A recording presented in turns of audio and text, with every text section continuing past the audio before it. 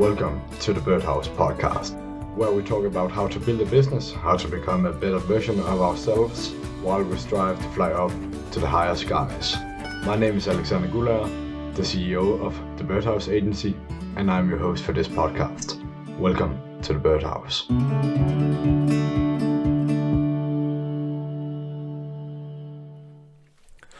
Welcome to the Birdhouse podcast. My name is Alexander Guller, and I'm the host for this show. And today with me I have Matthew Pizzuto, which is a business acquaintance of mine and also a digital marketer. And we'll talk about today, and we are very delighted. I am very delighted to have him here as guest today. So Matthew, can you please tell us a little more about yourself and what is your background? Where did you come from? What did you do before you became a digital marketer? Thanks for having me on the show, Alexander. So I'm Matthew Pizzuto, like you said. I'm from Toronto in Canada, and I'm the owner of Before the Print marketing agency. As well, I also have a store online that I sell baby products. It's babylon.com. Check us out. But yeah, like you said, we're business acquaintances and met each other through, the digital marketing aspect. And I just started the venture back in March of 2021, so this year, and it's been going pretty well so far. Sounds good. And as you know, guys, we'd like to talk a little more about the practical and seeing how we do some life-changing moments.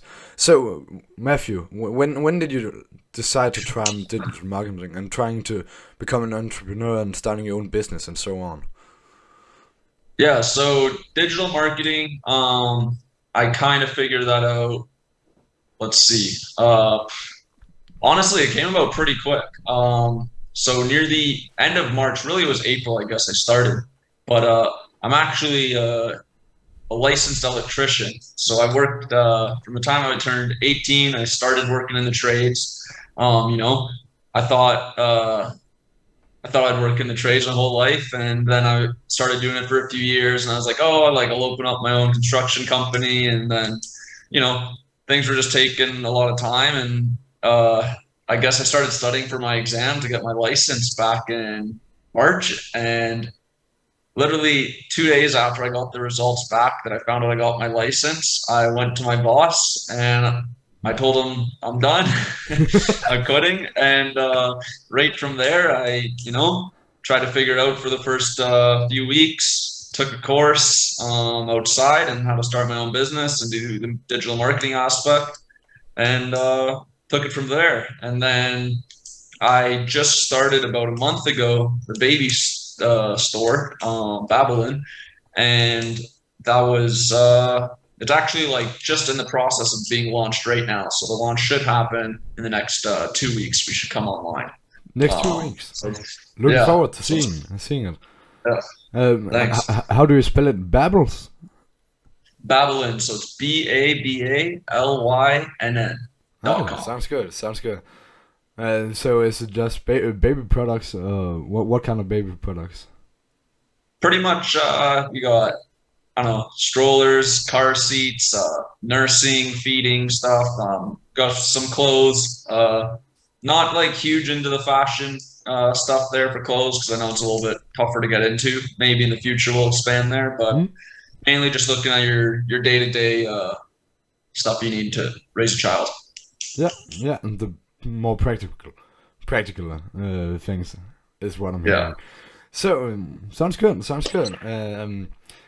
I'm a bit curious. Your background as an electrician, does that actually like give you a different mindset when it comes to digital marketing? Because as an electrician, I think like this is just my thoughts letting loose.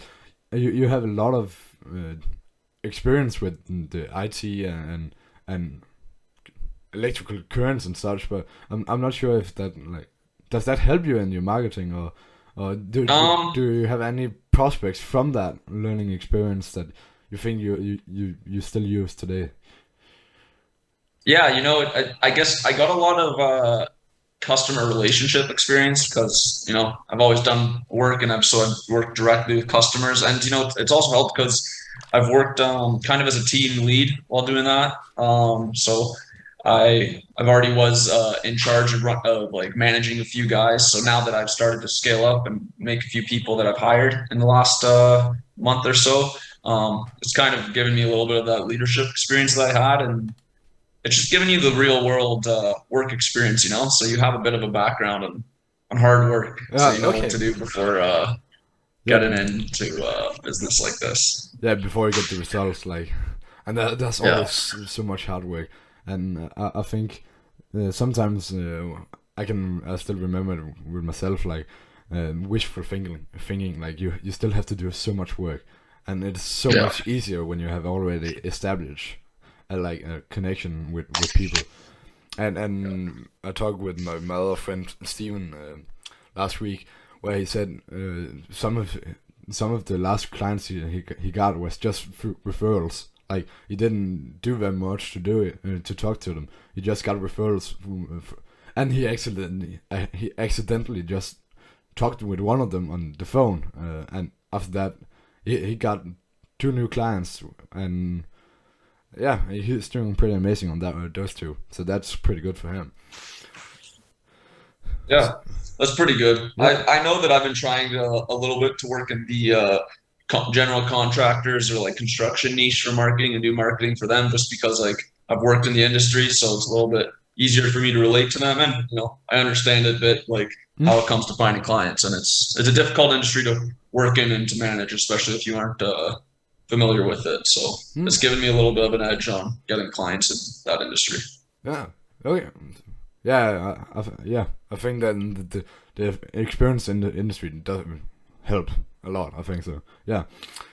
So Matthew, what is the what is one of the biggest lessons you have throughout your journey as a digital marketer? Um,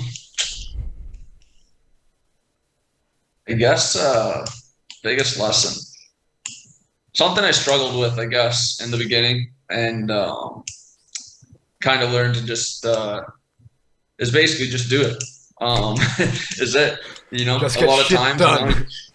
yeah, is you're scared to try out new things and reach out to new people, but once you just go ahead and you start doing it, and like literally the worst thing somebody's gonna say to you is no, and you know what?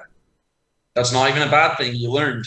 It's better than sitting there for weeks and weeks and weeks. You come up with an idea or something, and it's just you never know if it works out. You have it, pop it in your head, you put it out there, or say it to somebody, or ask them about it. And I remember the first 3 months were slow for me. It was tough, and then it was just after that I just did something, and it was okay.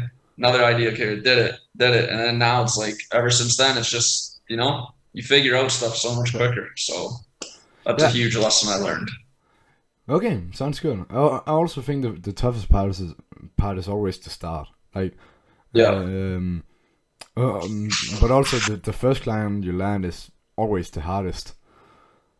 Well, wait, just a quick question. How old are you now? You said you were in the electrician industry from Yeah. 18. So I'm 24. Just turned 24 Just to 2 months ago. oh well, congrats for 2 months ago.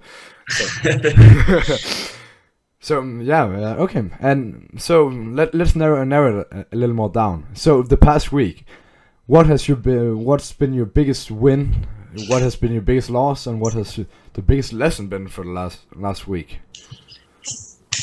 I guess biggest win was this partnership. One thing I learned is I guess and this goes into my lesson as well is doing things on your own isn't as easy. I did recently partner up with two other friends who happen to be owners of marketing agencies, and we're sort of working on collaborating to bring in new clients and offer additional services to each other's clients, and it's started to look out pretty promising, and that's the win for me. Yeah. Just getting two new partners and learning that I don't have to do everything on my own. Okay, so the lesson is not trying not to do everything on your goddamn own. Yeah. Okay, sounds good. Sounds good. And what has your biggest loss been? Um, I guess my biggest loss would be time that I haven't that I just haven't done stuff with, you know. Time management was something I really struggled with in the beginning. You know, I think I'm getting a lot better at it uh, getting a lot better at it, but it's definitely a lot of time that isn't being used well still today, and I'd say that's my biggest loss. Hmm. Yeah. Well, I also think I think that's a great subject to jump into with the time and management and discipline on your own. And also now in this time and age, we have the social media. We have so many social media platforms where you can spend endless amounts of hours just scrolling through TikTok, scrolling through Instagram, scrolling through Facebook. So I think what is one of the ways that you have tried to discipline yourself, which you think has borne some fruit? Like one of the things I have done is all the games I have had on my computer, I have uninstalled them. And all the games on my phone, I have also uninstalled them, so I don't even have the opportunity to to go on those apps. And also, I think one of the best things to do if you want to like not do a thing is removing the possibility of you doing it. Yeah, I agree 100%. You know, I'm actually on my laptop right now, so I got this for when I like started, and I knew I was going to be working a little bit more remotely. Hmm. I know I said I'm from Toronto. I'm sure you can see the palm trees in the background. I'm in Florida right now, Oh, it but sounds good. yeah. So one thing that I did was I made sure when I got my laptop, I was like, yeah, no games. Like I got a good laptop, but I made sure like it wouldn't run games at, you know, the settings or whatever I like. So I said I can't. It's a work, and that's what I'm getting it Yeah. for the games. And social media for me, I'd say the biggest time consumer for sure is like you said, you could spend hours on hours just scrolling through and wasting social media. So my main thing I do with it now is make sure it's a tool. You know, it's a tool for any business, but especially as a digital marketer, um, it's something that you know we use day in and day out to find new clients, work with them, and explain how things work, and you know figure out new tricks and tools to use on it to help get our clients and ourselves more money, frankly. So Hmm. I try Yeah. to make sure that when I'm on it, it's not you know just to go look at some girl's picture or something. I'm making sure I can find a way to make some money with it. Yeah, yeah. Well, I know the trap of the beautiful girl. Like we all Yeah, do. All men do that. Yeah.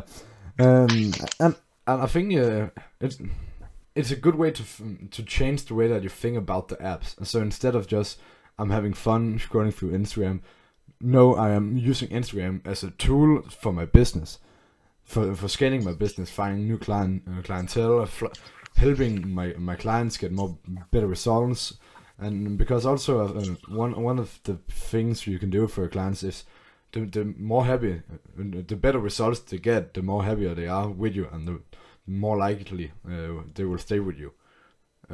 yeah, And cash flow is the name of the game.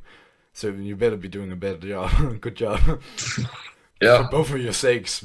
So yeah. Got to be making them more money than they're spending on you, and they'll be yeah, happy. yeah, exactly. Return on investment. I really choked that one. So, Yeah. just before we move on, I would just like to quickly talk about my biggest win and loss and lesson. So, so um, I think one of the biggest wins I have had is I've really been time efficient for the past days. I've really used all of the time I could use.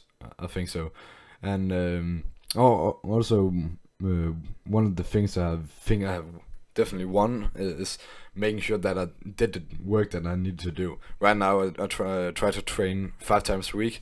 And Matthew, I didn't tell you about that, but now you're here. I try to train 5 times a week, which is sometimes tough because there's something called life, and sometimes when I wasn't feeling well and was I wasn't listening to the bad feeling. I was just get it done. And after when you get started with the workout, it's great. Even though you had bad feelings beforehand. And also my biggest loss, I think, is as I also talked with you earlier. I was to party yesterday with some of my old colleagues and work friends. Quite a big party, and there were some girls that I was wishing to spend a little more time with, which I didn't. So that was quite unfortunate. Um, yeah, and I think the biggest lesson in that was you need to like split test it. You need to like look at the results that you're getting and seeing if you have to change the method you're using, because if you're not getting the results you want to, the only thing that's wrong is something wrong with you or the method that you're using. Like it's not the girls, it's you. Like maybe I should change the way I talk. Maybe I should change the way I come up to them and say hello and so on. And that's also I think the greatest thing about dating and so on is dating and marketing is that it's so similar things you have to do, like similar prospects. You have to sell it, and you have to make it so you don't sound desperate and so on, because nobody wants to work with someone desperate. You want to work with somebody that seems like they know how to do it, and also hopefully they know how to do it. So yeah. So I think that's definitely the biggest lesson for me is being critical of the way you do things if you don't see the results that you are getting. And the great thing about that is whatever you do, you always get a result. So you just have to be critical about what you are doing, to see if you need to change it. So yeah, and I think that kind of cuts that the biggest win and biggest loss and biggest lesson. So Matthew, I think let's move on to some of the persons or places that we draw inspiration from, because I think that's definitely a great subject to talk about. So Matthew, what are some of the great people that inspire you to become better and learn more from them and so on? That's a good one. Who inspires me? You know, it's a tough question. I guess there's no one person. I mean, I guess my you could say my family inspires me. You know, I want to do well for them, and make sure that I can support them and make some money and take care of them my entire life. And people that teach me, I guess, you know, I guess Darren Schrader. He's Oh yeah, a great man. he's a coach of mine and teaches me a lot about the digital marketing and that aspect. I'm not sure if you've spoken about him in the not podcast much. before. But No. Darren Schrader is one of the persons that me and Matthew both get coached by. He's a sales expert, and he is doing a pretty good job. And I think that was probably the first time we met was through him. Yeah. In some sense. Yeah, we would have met through him. Yeah, exactly. So yeah, and thanks Darren Schrader for setting me up with Matthew, I suppose. Yeah. But yeah, Darren Schrader is also one of the persons I really draw inspiration from. But do you have anyone else? I know that Jason Capital is also one of the persons that I have listened a lot to, and also I think you also have learned a lot from him. Yeah, no, he's definitely good too. He's he's the person that I guess got me started in this direction, so I got to give credit where credit's due. I haven't been a huge follower of him or the stuff that he does, but from what I have heard from him and learned from him, it's definitely been helpful, and it's definitely set me in the direction that I'm headed, which I'd say is a good direction right now. So gotta give credit there. Appreciate him as well. Yeah, he's doing amazing. He was once I think he got the title of the America's most honest dating coach. And as I talked about earlier, dating and marketing has quite similar aspects. Like, the game is a bit different, but quite a lot of the things are similar. So I think that's definitely one of the things that when he learned to do the dating coach, he also learned how to market in some way. In some sense, and I just think I think it's so fun to think about being a dating coach and switching up to digital marketer. I don't know. I just think that's quite fun, like a fun change of life direction, I suppose.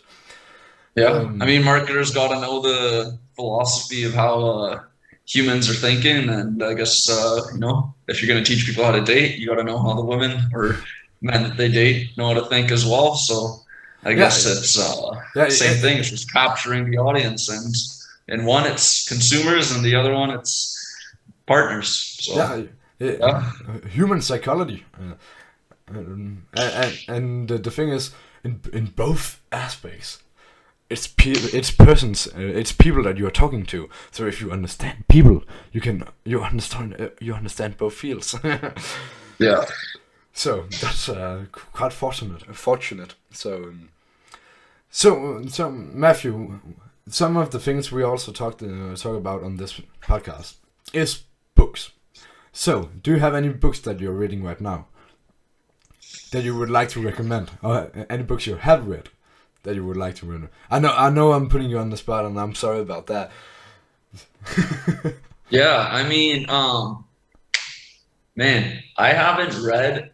I do not do enough reading. I'll tell myself that. I bought a lot of books. I have the intention of doing a lot of reading, but I haven't. I can't say I do a ton of reading. I mean, I've read some stories. Like, those are entertaining books, but they aren't necessarily educational.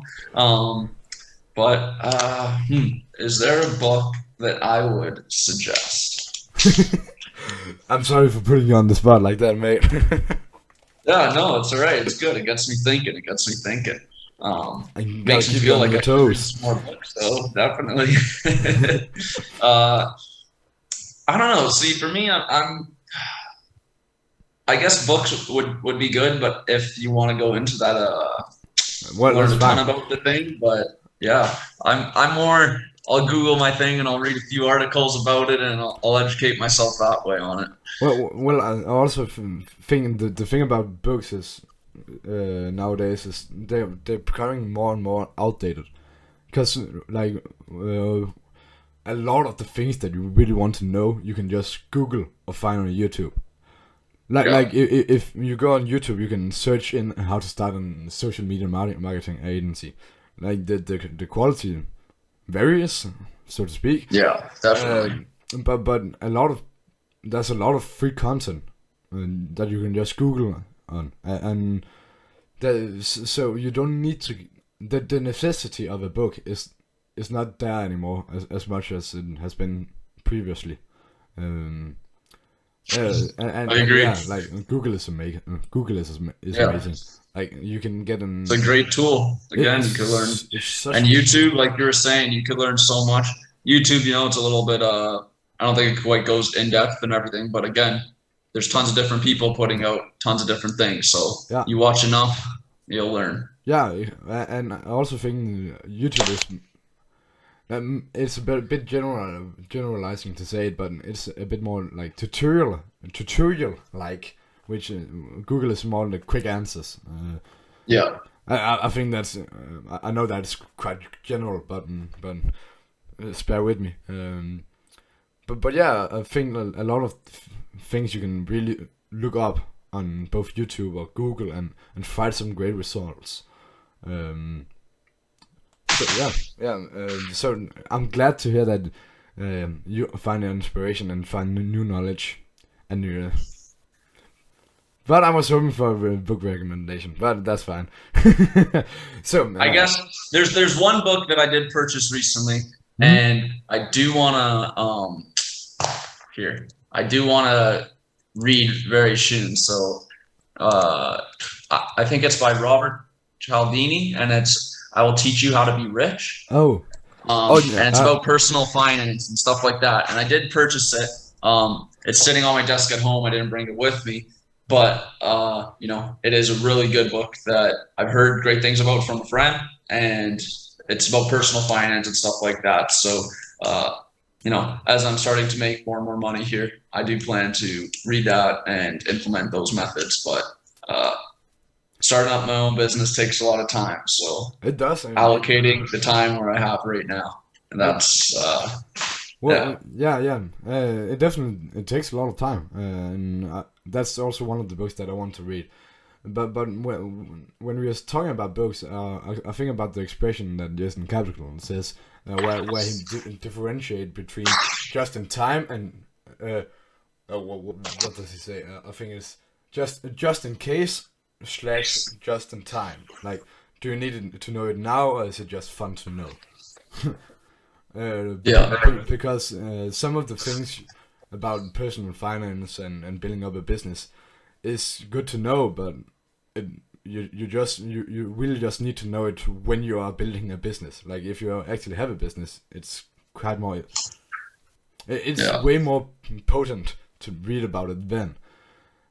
So I think that's definitely a strong case of just in case versus just in time. Um,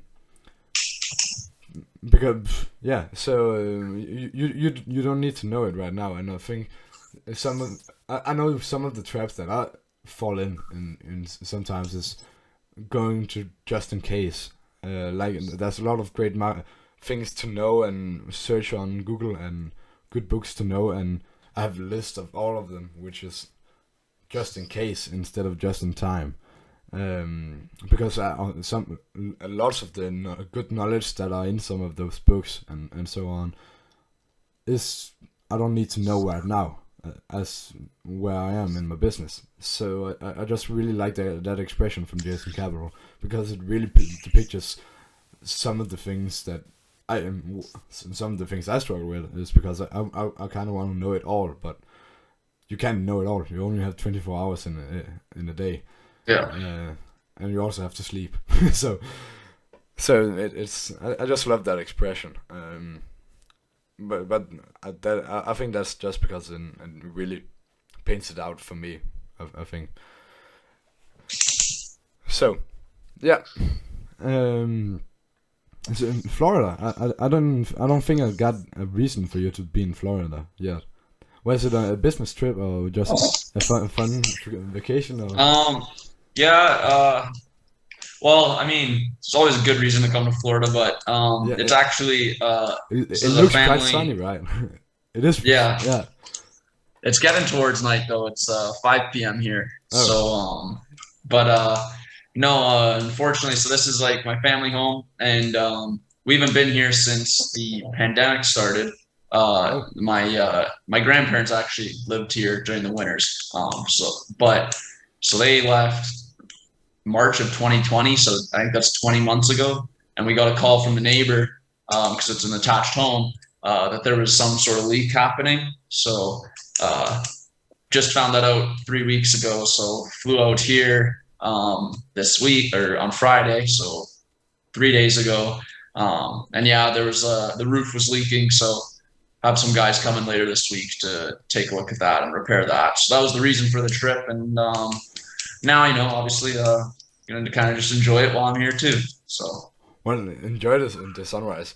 Like, yesterday we just turned it from summertime to wintertime here in Denmark. So that means we turned the clock 1 hour backwards. So right now, oh, like, okay, it gets dark so early. Like in 4 p.m., 5 p.m., it's yeah, completely dark. yeah. Which is I know how that is too. We have that. So yeah, back in Canada, it's same thing. We have it. It's next week actually. Our oh clocks go. I believe it is back. back an hour. So yeah, when you wake up in the morning, it's going to be completely dark, and by it'll still get dark at like 6, maybe 6:30, but within the next month, yeah, it'll be we get sunlight from like 8 a.m. till 4 p.m. and that's Mm. it. Yeah, yeah. So And for me, it's also 10 p.m. here in Denmark, so it's pretty dark outside. And so, oh, actually, one of the things I quickly want to talk about is, do you, some of the things I think is quite important here in life is to make a routine out of as many things as you can do.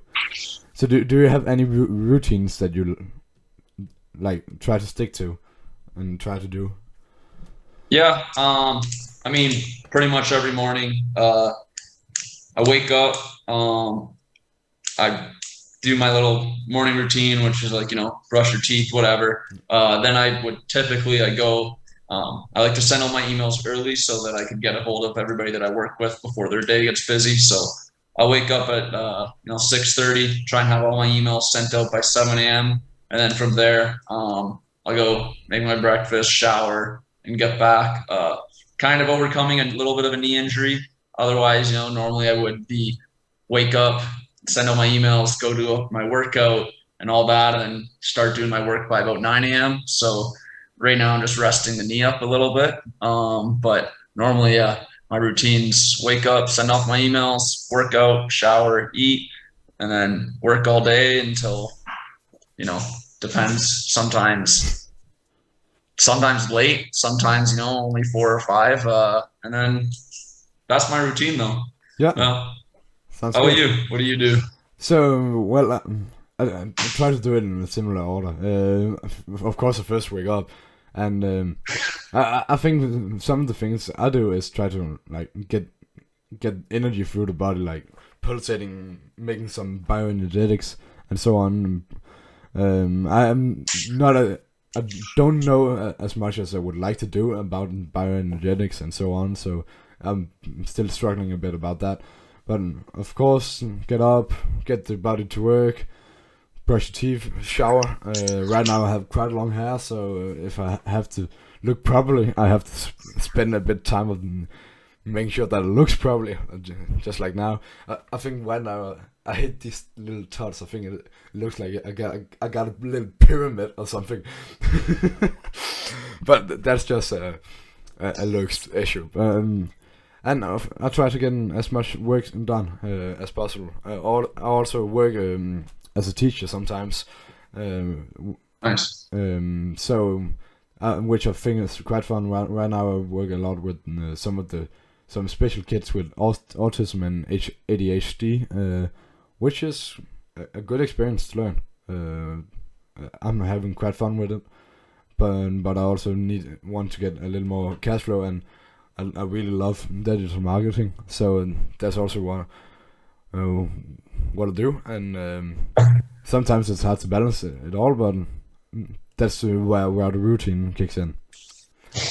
Yeah, digital marketing, sweet man. It's one of those businesses. Like, there's not a lot of ways to make money in the world where you're actually helping somebody out. But literally, like, our job, the way we make money is by making somebody else money, is increasing somebody else's quality of life. So Yeah, it's like, at the end of the day, we take home our pay, and it's like we could feel good because it's like, man, somebody was maybe only making $3,000 or $4,000 a month, and it's like now they're making $10,000 a month, hmm, and it's just like that completely changes the way somebody's like life is. Like when you have that increase by 100% of your income in a month or in a yeah, year, and it's one of those like we help people, and there's not a lot of industries that are made out where you make money by yeah. helping people or improving someone's lifestyle. So it's a sweet job to get into just in Yeah, yeah, general. yeah, and also like the rate of which you improve people's lives is also incredibly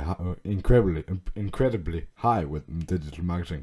Like, and it happens Yep. quite fast.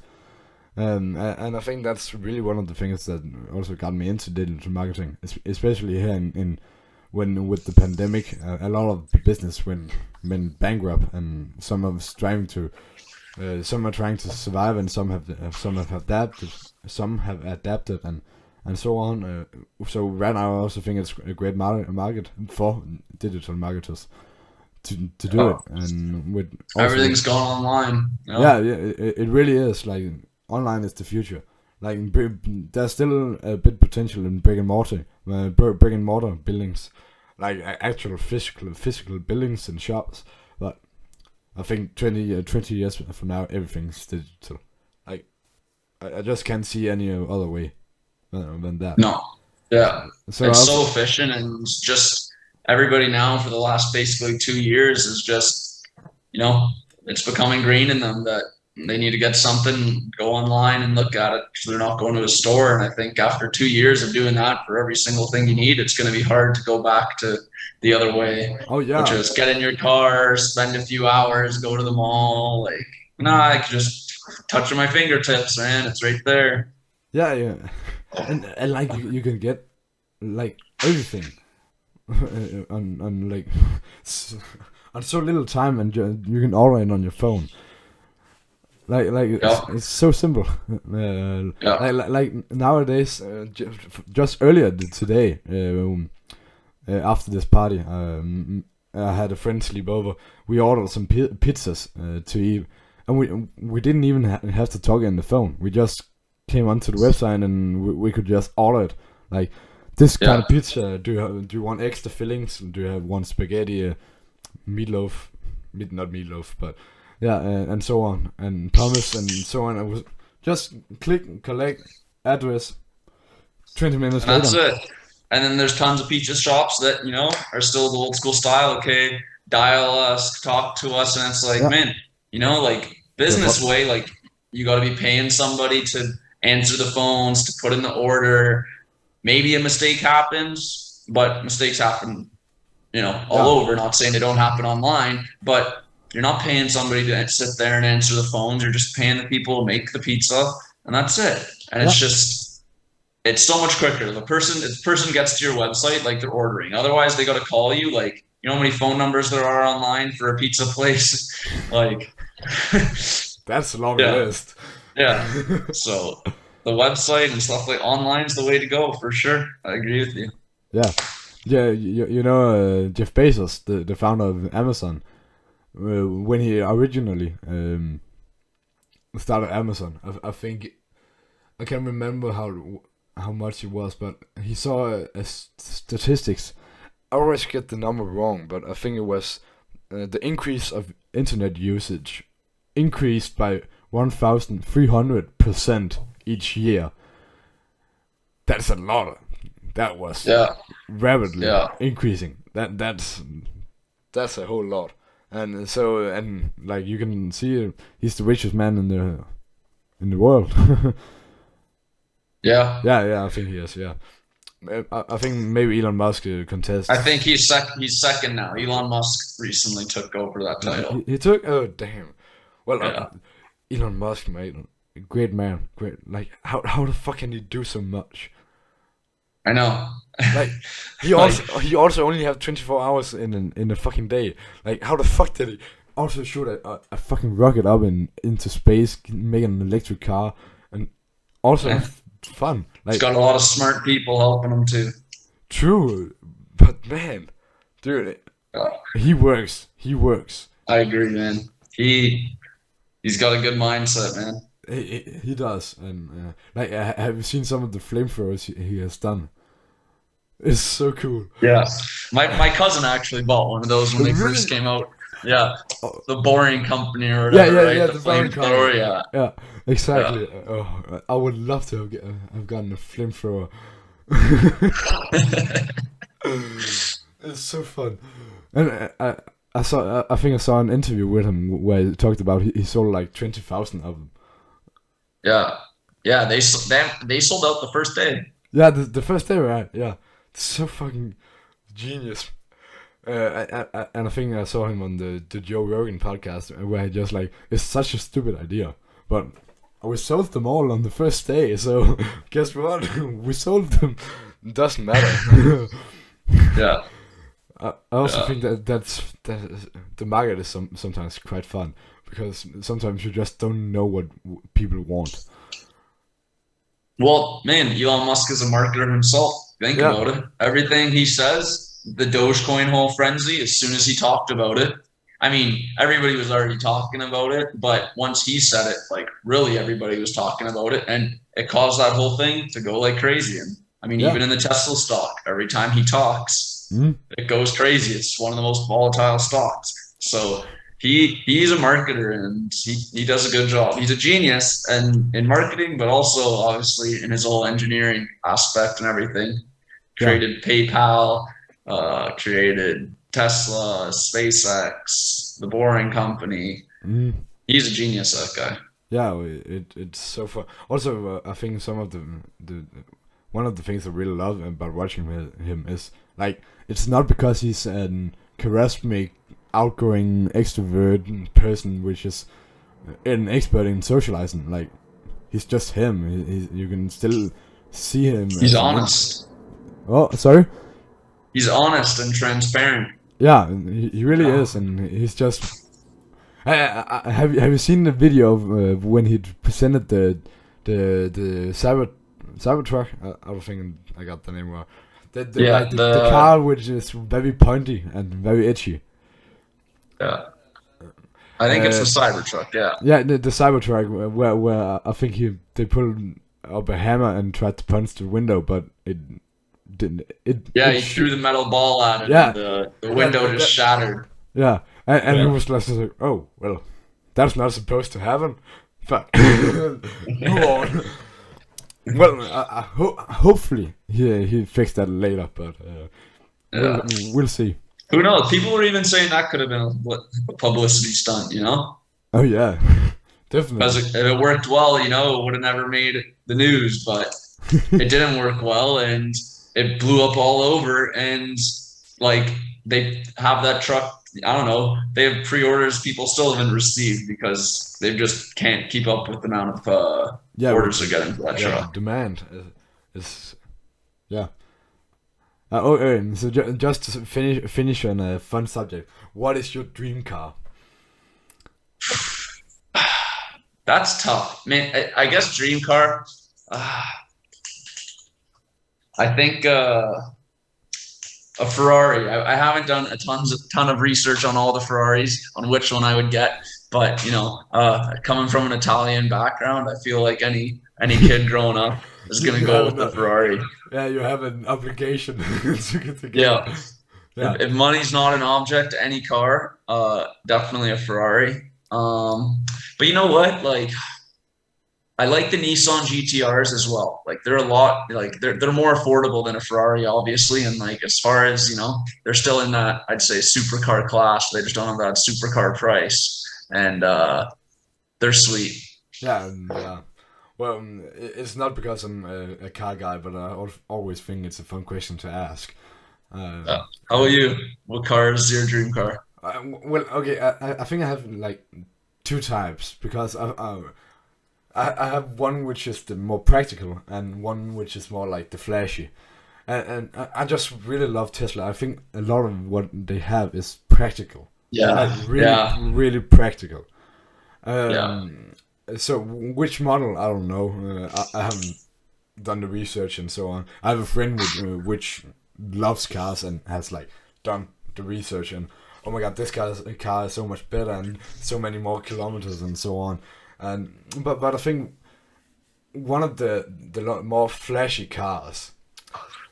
I love a good old Mustang. I, Yeah, yeah. and just the sound is a proper sound. Like and the Mustang is not a practical car as that, but it's such a good looking car. See, when you say the Mustang, I just go back to well, 13-year-old me, man, and I think the Camaro because when I was growing up, Transformers came out and they had Bumblebee, the yellow and black Mm. Camaro there, and like, oh, that was my dream car for years. I'd still say like I if I had money and I was like, okay, I could buy 7, 8 cars, I would have a Camaro. I'd have a Tesla Roadster. Uh, that's for sure. And I'd have the Ferrari. Sounds good. All right, so Matthew, just before we finish, where can we find you? Please tell us about that. Yeah, you could find me on Instagram or Facebook Before the Print. My website is www.beforetheprint.com for my marketing agency side. And then on Instagram, it's at babylon.shop for the baby store and baby accessories and clothing. And then www.babylon.com. That's BABALYNN.com. I'll send over the links to you after this, and you could drop them in the description of the video. I will do that. Thank you. So, everybody, thanks for watching. And Matthew, I loved having you. And so thanks for joining me and on this podcast. And hopefully I will see you again sometime. Yeah, thanks for having me. And yeah, definitely maybe in the future I'll be back on. Sounds good. Thanks for listening to the Birdhouse Podcast. If you enjoyed this episode, follow me on my Instagram at The Birdhouse Agency and share it to your friends and family or rate it on Apple Podcast or Anchor. My name is Alexander Gulager and I will see you at the next episode.